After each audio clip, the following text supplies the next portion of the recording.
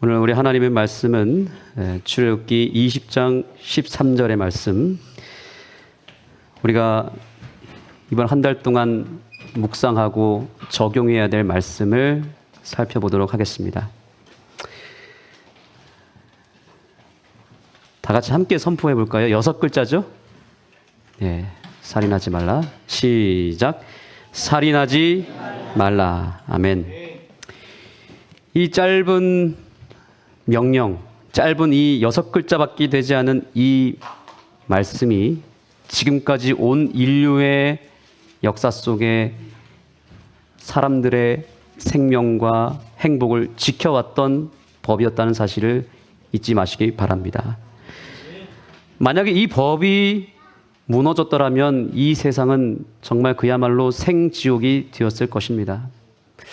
사실 저는 이 6번째 계명에 대해서 별로 그렇게 중요하게 생각하지 않았습니다. 왜냐하면 저는 남을 죽여본 일이 없기 때문에 그런 것입니다. 저와 별로 상관없는 그런 법령이었기 때문에 이 법은 중요하긴 했지만 제 삶에는 그렇게 비중을 차지하는 법이 아니었습니다. 살인하지 말라라고 했을 때 그 명령의 첫 번째 1차적인 의미는 무엇일까요? 여러분들이 잘 아시는 대로 그것은 실제적으로 남을 죽이는 행위입니다. 상대방의 생명을 파괴시키고 영원토록 그 생명을 앗아가는 그런 정말 회복이 불가능한 일이 바로 살인이라고 하는 것입니다. 살인, 자살 이런 일들이 지금 세계 곳곳에서 벌어지고 있습니다. 이번 주에도 아주 안타까운 소식을 제가 접하게 되었습니다. 미국 시애틀에서 30대 젊은 부부가 자기들이 이제 구성해 놓은 이제 식당으로 직장을 이제 나가게 됐는데 아침에 횡단보도에 딱 차를 세웠는데 어느 괴한이 나타나서 총을 들고 와서 그 차에 타 있는 두 부부를 향해서 총을 쏴버린 것입니다. 우리나라 한인입니다.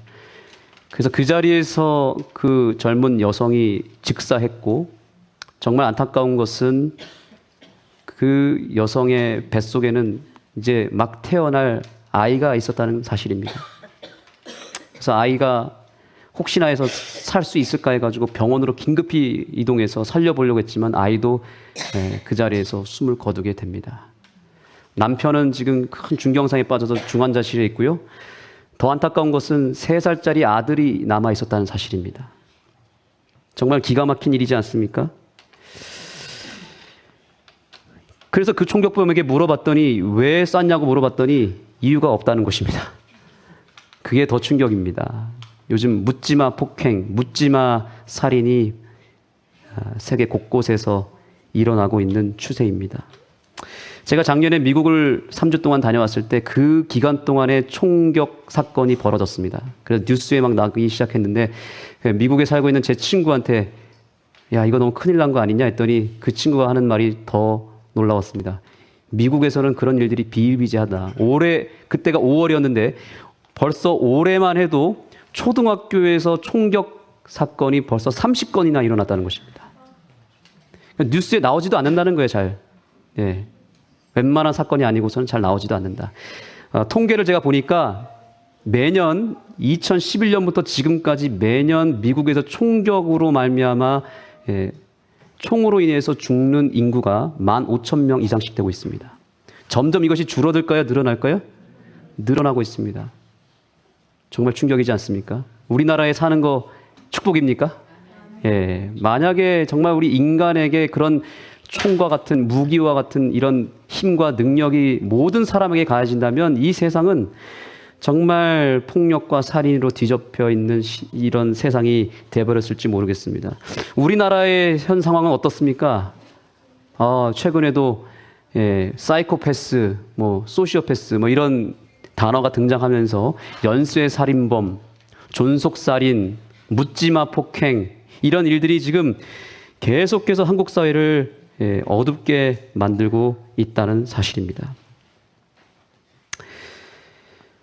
성경의 역사에도 사실 아담과 하와가 범죄하고 나서 인류에게 죄가 들어온 다음에 가장 먼저 일어난 사건이 무엇입니까? 살인 사건입니다.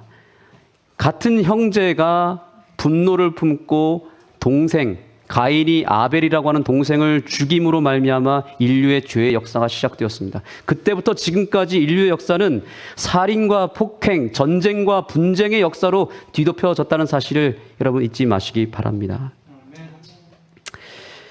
그렇다면 우리는 정말 이 살인하지 말라라고 하는 이 6번째 계명을 어떻게 우리에게 적용해야 될지를 한 번 더 생각해 볼 필요가 있습니다.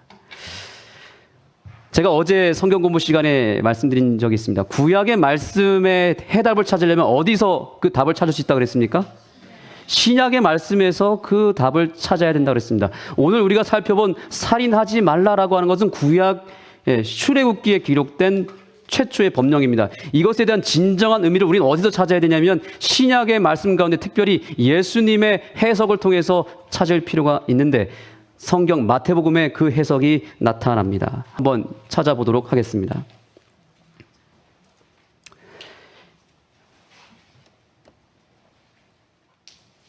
자, 마태복음 5장 21절 22절에 보니까 예수님께서는 살인하지 말라라고 하는 이 법령에 대해서 다음과 같이 해석을 했습니다. 옛 사람에게 말한 바 살인치 말라 누구든지 살인하면 심판을 받게 되리라 하였다는 것을 너희가 들었으나 나는 너희에게 이르노니 형제에게 무엇하는 자마다요? 노하는 자마다 무엇을 받게 된다고요?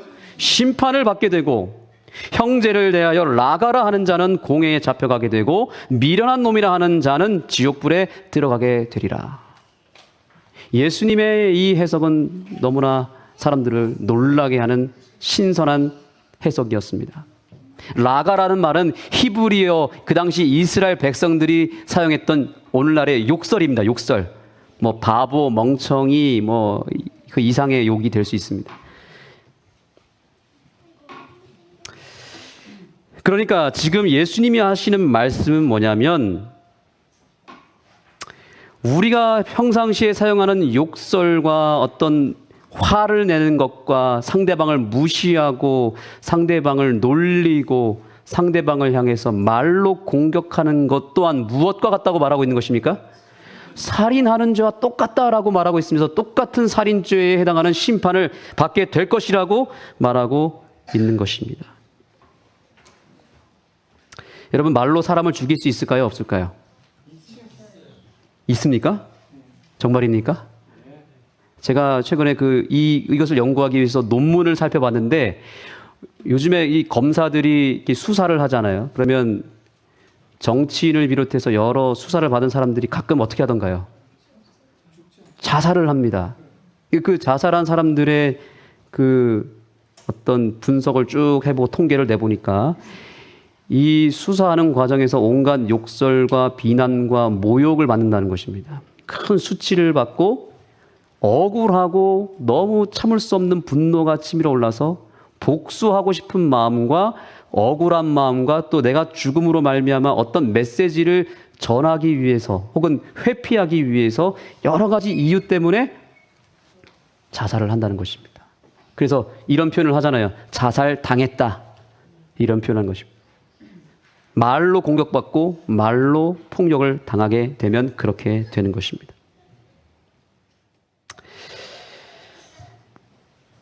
요즘 학교 폭력이 굉장히 심각합니다. 통계에 의하면 학교 폭력, 학폭의 가장 큰 비중을 차지하는 게 뭔지 아십니까? 신체 폭력은 한 14%밖에 되지 않습니다. 가장 많은 폭력의 비중을 차지하고 있는 것은 언어 폭력이었다는 것이 뉴스에 나온 것입니다. 41%가 뭐예요? 언어로 때리는 것입니다. 그래서 예수님께서는 우리가 말로 내뱉는 말도 상대방에게 얼마든지 폭력을 가하는 것이 될 수 있고 그것이 폭력을 넘어서 무엇이 될 수 있다는 것입니까? 살인과 똑같다라고 말하고 있는 것입니다. 우리가 몸을 때리는 것은 폭력이지만 말로 때리는 것은 어디를 때리는 거예요? 마음을 때리는 것입니다. 그걸 꼭 기억하시기 바랍니다. 우리는 꼭 몸만 상하게 하는 것이 폭력이라고 생각하지만 그렇지 않습니다. 우리가 말로, 아까 우리 집사님께서 비폭력 대화라는 용어를 쓰셨는데 그 말 자체가 무엇을 의미합니까? 폭력 대화가 있다는 것입니다. 말로 얼마든지 사람의 마음을 때릴 수 있고 사람의 마음을 죽일 수도 있다라고 예수님께서는 이미 2000년 전에 온 인류를 향해서 선포한 것입니다. 사람들은 이 사실을 잘 모르는 것 같습니다. 왜냐하면 마음이 눈에 보여요, 안 보여요? 보이지 않습니다. 보이지 않기 때문에 함부로 하는 것입니다. 우리가 몸을 상하게 하는 건 보이잖아요. 드러나잖아요. 그래서 폭력을 가하고 살인을 하는 것이 좀 어렵고 우리가 멀리 할 수는 있지만 마음에 상처를 주고 마음을 때리는 것은 눈에 보이지 않기 때문에 너무 함부로 쉽게 생각하는 것 같습니다. 그래서 너무 생각 없이 툭툭 내뱉는 우리의 말 하나하나가, 단어 하나하나가, 표현 뉘앙스 하나하나가 상대방을 얼마든지 때릴 수 있고 죽일 수도 있다는 사실을 잊지 마시기 바랍니다. 그러니까 살인이라고 하는 것은 하나의 현상이에요. 현상. 본질은 뭐예요? 뿌리가 있으면 열매가 있잖아요. 열매가 살인이고요. 뿌리는 이미 우리가 말로 이미 처음부터 하는 것입니다. 그 살인이라고 하는 이 단어가 히브리어로 라차흐라고 하는 단어인데 어떤 표현이냐면 계획적으로 죽이다라는 뜻입니다. 계획적으로 죽이다. 한 번에 우발적으로 하는 살인이 아니라 오래전부터 계획하고 곱씹고 생각하고 반복해서 결국에는 살인이라고 하는 것이 이루어졌다라고 하는 것이 성경적인 해석입니다. 그러니까 오래전부터 내 마음에 분노가 생기고 그래서 말로 상처를 주고 그러다가 몸으로 상처를 주고 그러다가 이제는 그것이 반복이 돼서 살인까지 가게 되는 것입니다.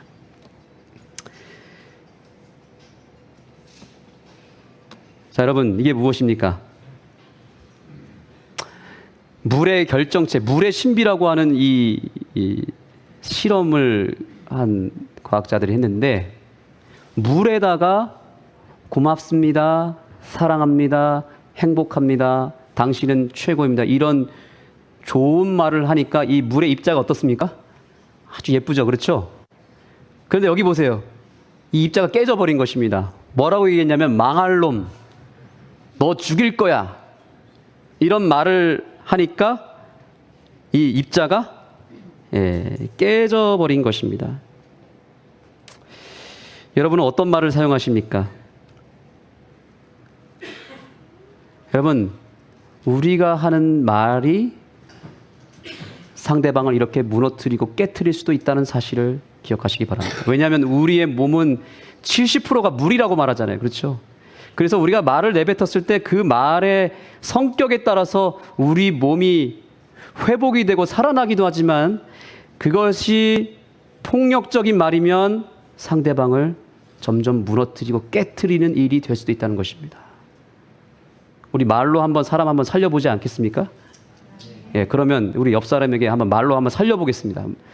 회복을 좀 시켜보겠습니다. 당신이 최고입니다. 혹은 당신밖에 없습니다. 이렇게 한번 얘기해 보시겠습니까?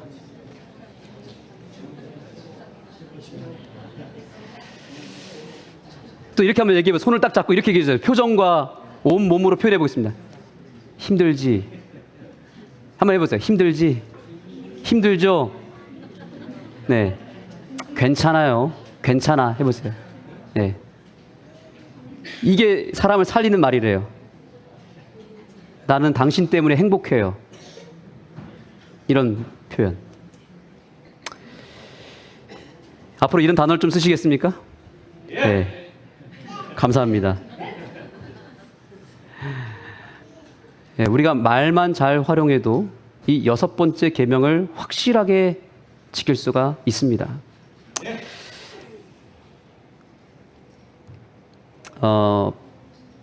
네, 이걸 하기 전에요. 자, 이 말씀 다 같이 한번 읽어볼까요? 요한일서 3장 15절. 우리 6번째 계명을 확실하게 실천하기를 원하시는 분들만 이 말씀을 읽겠습니다. 잘 안 보이시죠? 계속 안 보였군요. 네, 읽겠습니다. 시작. 그 형제를 살인하는 자마다 영생이 그 속에 거하지 아니하는 것을. 아멘. 형제를 무엇하는 자가요? 미워하는 자가 무엇을 한다고요? 살인을 한다고요. 이 말씀이 놀랍지 않습니까? 예수님의 제자였던 요한이 살인하지 말라라고 하는 이 법을 이렇게 정확하게 해석을 했습니다. 여러분, 미움이라고 하는 것은 어디서 일어나는 거죠? 마음 속에서 일어나는 거예요. 이건 말로 내뱉은 것도 아니고 뭘 손으로 때린 것도 아닙니다. 내 말과 행동으로 전혀 아무것도 하지 않아도 이미 마음에서 누군가를 미워하기 시작하면 그것이 무엇이 된다고요? 그것이 살인이 된다니까요. 충격이지 않습니까? 여러분, 저를 한번 다 째려봐 보세요. 죽일 듯이 한번 째려봐 보세요. 괜찮습니다.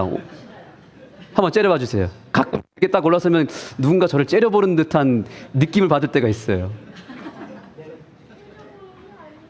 여러분들이 동시에 저를 딱 째려보면 제가 쓰러질 수도 있습니다. 유리잔이 깨질 수도 있습니다. 그만큼 우리가 마음에서 미워하는 것을 갖고 있으면 그것이 상대방을 죽이는 살기가 될 수 있다는 것이죠. 백스터 효과라고 하는 효과를 혹시 아십니까?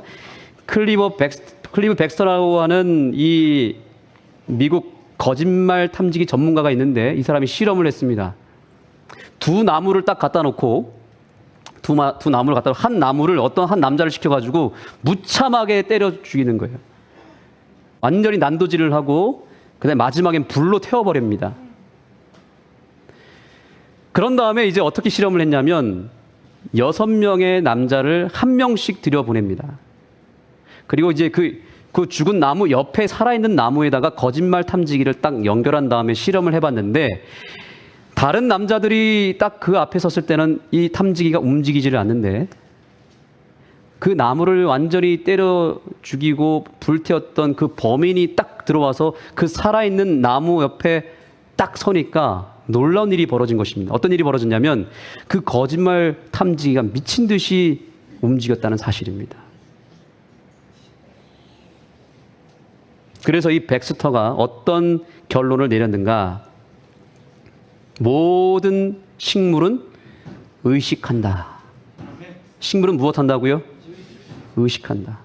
여러분, 하나님이 창조한 이 피조물들이 그래서 예언의 시대 보니까 찬양한다. 그죠?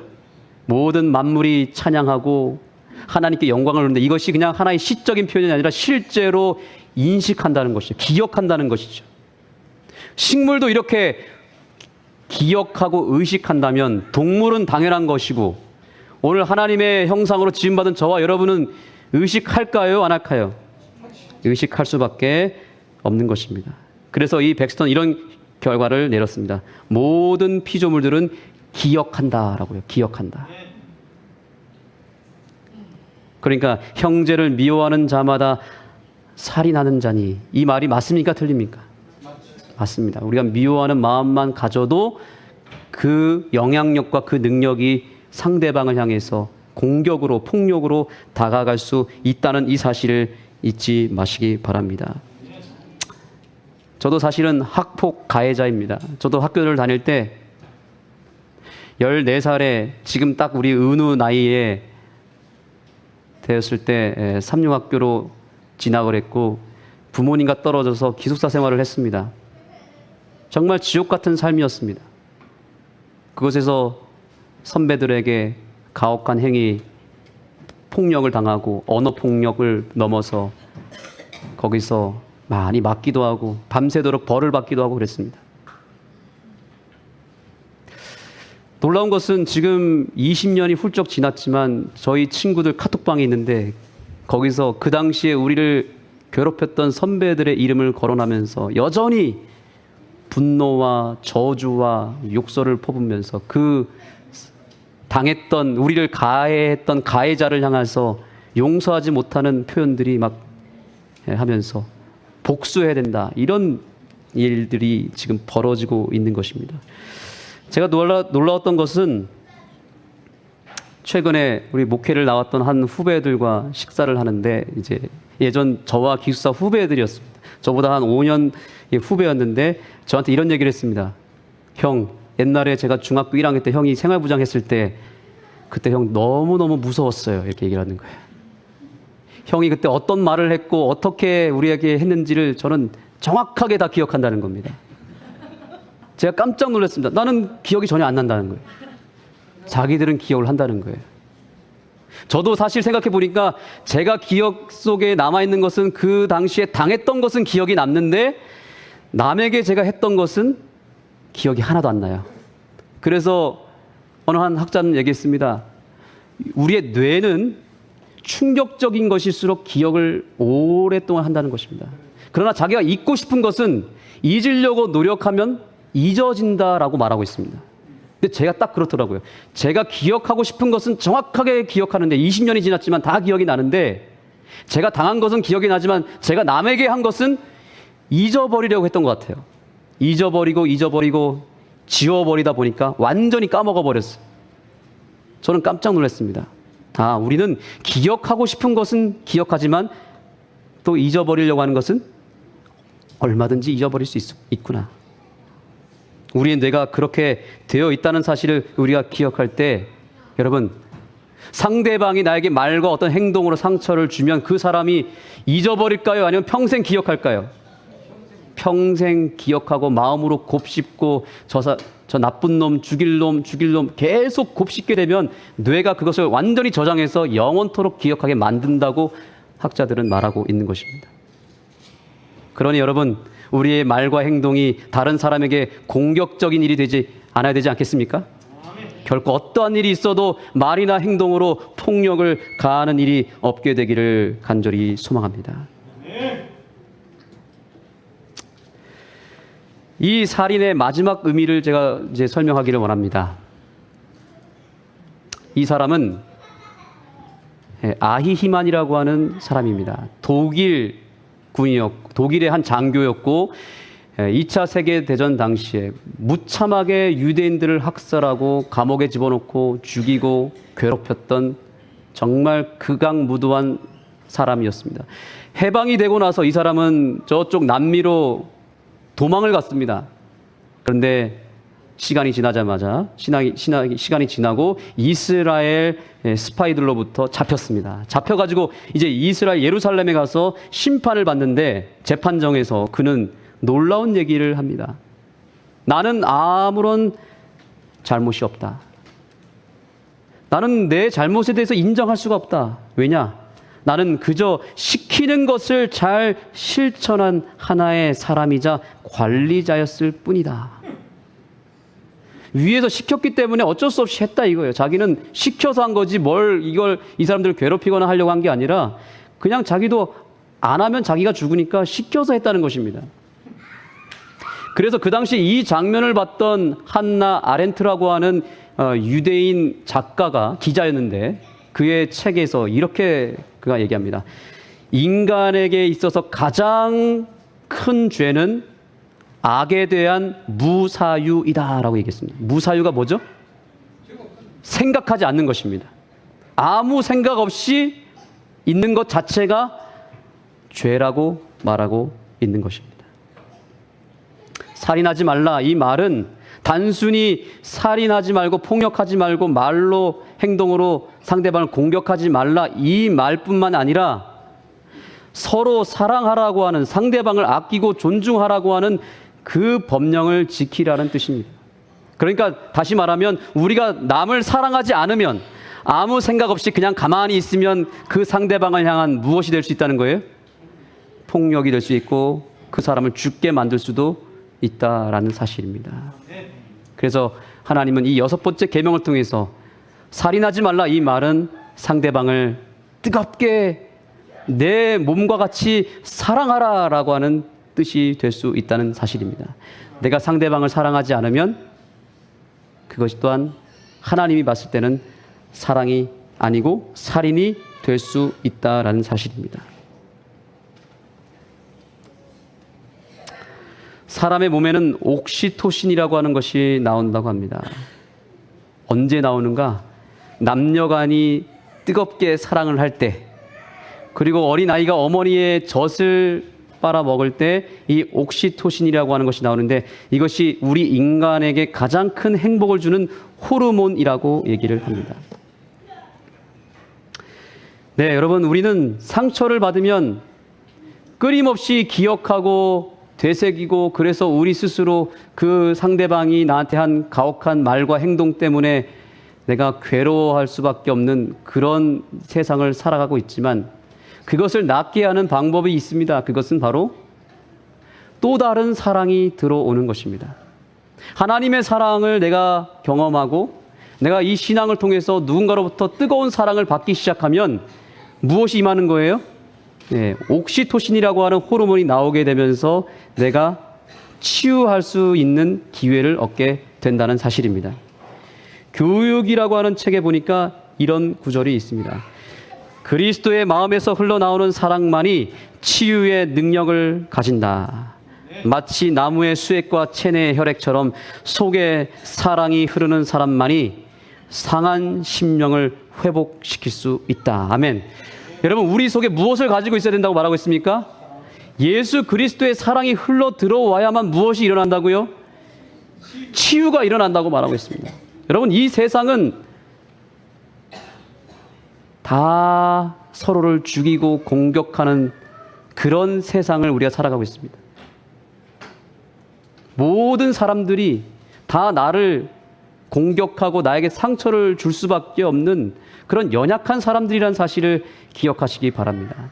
그러나 한 가지가 있습니다. 한번 따라해 보겠습니다. 나를 살리는 사람은, 나를 살리는 존재는 예수 그리스도밖에 없다. 사람은 나를 죽이지만, 우리는 서로가 서로를 공격하지만, 나를 살리는 존재는 누구밖에 없다고요? 예수님밖에 없다는 사실을 잊지 마시기 바랍니다. 어떤 사람도 그가 이적을 행하셨다고 말할 수 없었으나 능력, 곧 치료하는 사랑의 능력이, 어떤 능력이에요? 사랑의 능력이, 여러분, 사랑이 능력이라는 사실을 기억하시기 바랍니다. 미움도 능력입니다. 내가 미워하면 그것이 상대방을 죽이는 능력이 되는 것처럼, 내가 누군가를 사랑하면 상대방을 살리는 능력도 되고 상대방을 회복시키는 능력이 된다는 사실을 잊지 마시기 바랍니다. 사랑의 능력이 그에게로부터 나와 병자와 고난당하는 자에게 흘러 들어갔다는 사실이죠. 이 말씀은 다 같이 읽도록 하겠습니다. 바꾸는 일은, 시작. 바꾸는 일은 가능하다. 이 생과 내 생을 위한 그들의 행복은 그들의 마음을 즐거운 곳에 고정시키는 데 달려있다.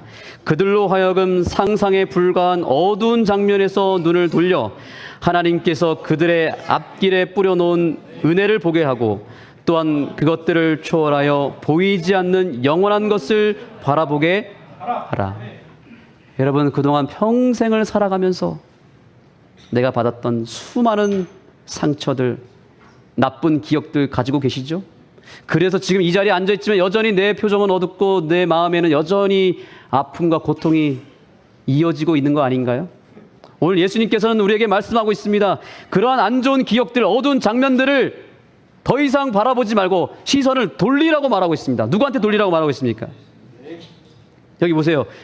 그들의 마음을 즐거운 것에 고정시키는 데 회복이 달려있다는 것입니다. 회복은 간단합니다. 자꾸 어두운 것을 보고 자꾸 내가 당했던 어떤 상처와 나쁜 기억을 계속 바라보고 있으면 계속 내가 힘든 것입니다. 그러나 눈을 돌려서 즐거운 것, 행복한 것, 바로 그것의 근원이 되시는 예수님을 계속 바라보기 시작하면 어느새 내 안에 있는 상처가 회복이 된다는 사실입니다. 아멘. 눈을 돌리셔야 됩니다. 그리고 내 앞길에 뿌려놓은 예수님께서 만들어 놓은 여러 은혜와 섭리와 기적들과 그분의 도움을 계속 바라보라는 사실입니다. 아멘. 오늘 우리 사랑하는 은우와 정우가 침례를 이 자리에서 받습니다. 어제 정우가 그런 고백을 했습니다. 침례가 뭐냐고 물어봤더니 자기 인생을 깨끗하게 하는 일이라고 얘기했습니다. 깨끗하게 하는 일이다. 맞습니다. 우리 안에 있는 죄악과 상처와 아픔은 우리의 능력으로, 사람의 힘으로 지울 수가 없습니다. 그러나 누구는 지울 수 있습니까? 예수님은 깨끗하게 지울 수 있습니다. 그래서 예수님께서 오늘 사랑하는 우리 은우와 정우를 비롯해서 여러분들에게 다음과 같은 약속을 하고 있습니다. 우리 은우, 정우, 자, 여기 보세요. 크게, 누구보다 크게 읽어야 됩니다. 다 같이 읽겠습니다. 시작.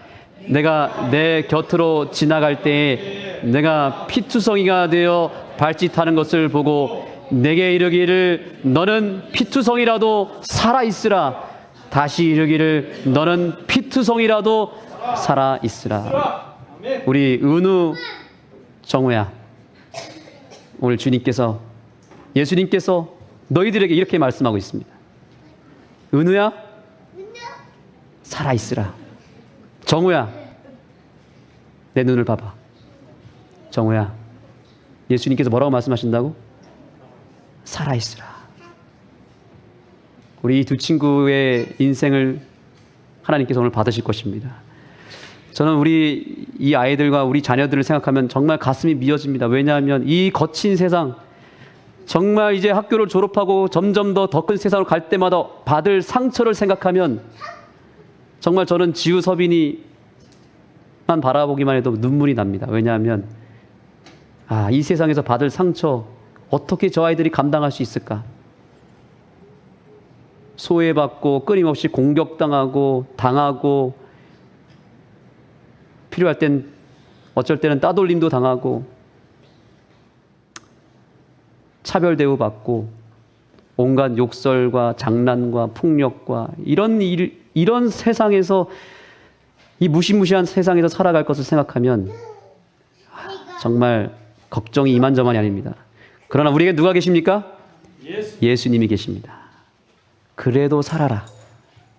내가 너희를 살려줄게. 내가 너희와 함께 곁에 있을게. 오늘 사랑하는 우리 은우와 정우가 침례를 받음으로 말미암아 이 둘의 인생이 완전하게 깨끗하게 지워지는, 그들이 받은 상처와 아픔과 죄악과 모든 어두운 것들이 깨끗하게 지워지는 이 순간이 되었으면 좋겠습니다.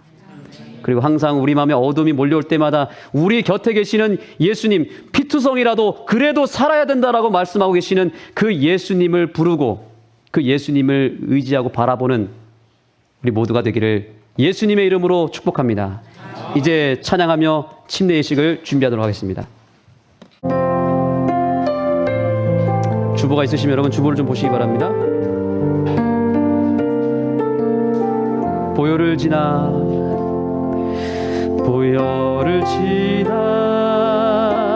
하나님 품으로, 보혈을 지나 아버지 품으로, 보혈을 지나 하나님 품으로 한 걸음씩 나가네. 보혈을 지나 예수님 품으로, 보혈을 지나 예수님 품으로, 보혈을 지나 아버지 품으로, 보혈을 지나 하나님 품으로 한 걸음씩 나가네. 존귀한 주보혈,